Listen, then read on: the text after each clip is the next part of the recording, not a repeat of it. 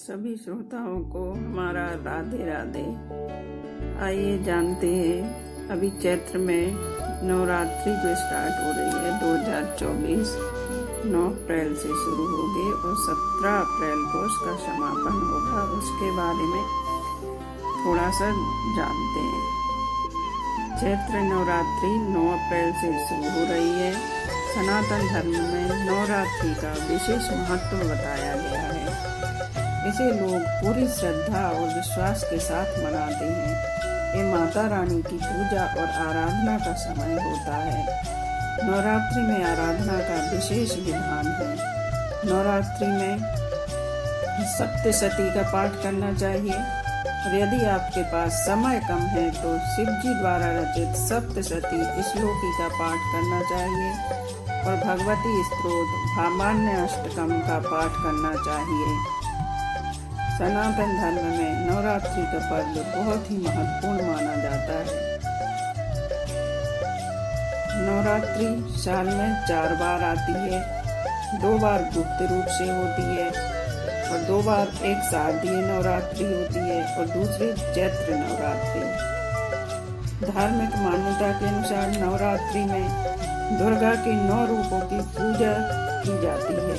चैत्र नवरात्रि हिंदुओं का प्रमुख त्योहारों में से एक है। माँ दुर्गा की कृपा पाने के लिए जगत जननी की पूजा आराधना विधि विधान से करनी चाहिए।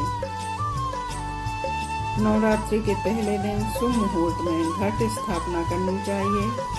घट स्थापना करना माँ दुर्गा का और उत्सव का प्रतीक है। नवरात्रि के 8वें दिन कन्या पूजन करनी चाहिए।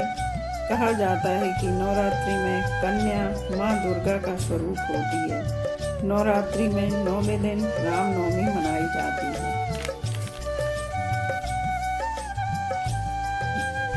कन्या पूजन करते समय इस बात का विशेष ध्यान रखें कि कन्या 1 साल से 9 वर्ष तक की होनी चाहिए। अगर आपको मिल जाती है तो इसी बीच इसका पालन जरूर करें। इस दिन रामनवमी के दिन प्रभु राम की पूजा आराधना करना चाहिए। जो व्यक्ति भक्ति भाव के साथ पूजा के सभी नियमों का पालन करता है उन्हें प्रभु राम के साथ माता भगवती की विशेष कृपा प्राप्त होती है। 9 दिन के नवरात्रि के 9 दिन पूजा का महत्व। पहले दिन कलश स्थापना के साथ ही प्रथम दिन माँ शैलपुत्री की पूजा अर्चना की जाती है और माना जाता है कि माता शैलपुत्री हिमालय की पुत्री है, इसलिए माँ को सफेद रंग बेहद प्रिय है। दूसरे दिन माता ब्रह्मचारिणी का दिन है और माता ब्रह्मचारिणी के पूजन अर्चना से व्यक्तित्व में वैराग्य, सदाचार और संयम बढ़ने लगता है।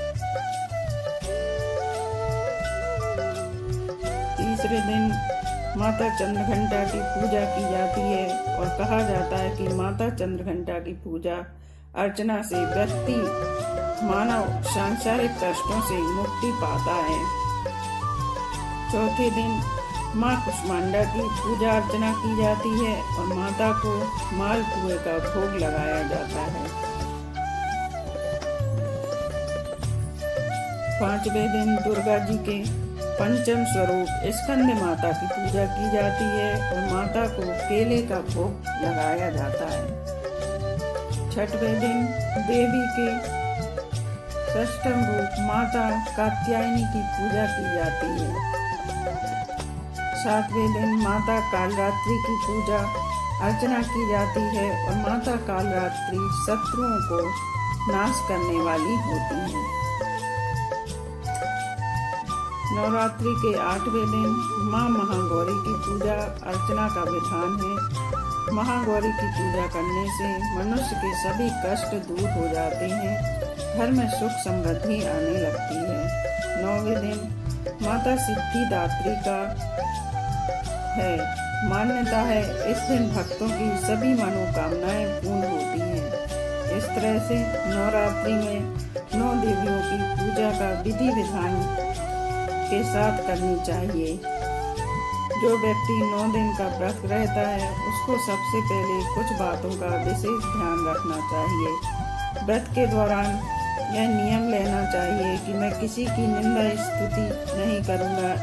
निंदा स्तुति से बचना चाहिए और किसी को हमारे द्वारा कोई कष्ट तकलीफ ना पहुँचे और ना किसी की आत्मा दुखी हो, तभी व्रत का पूरा फल मिलता है। सभी को नवरात्रि की हमारी तरफ से हार्दिक शुभकामनाएं।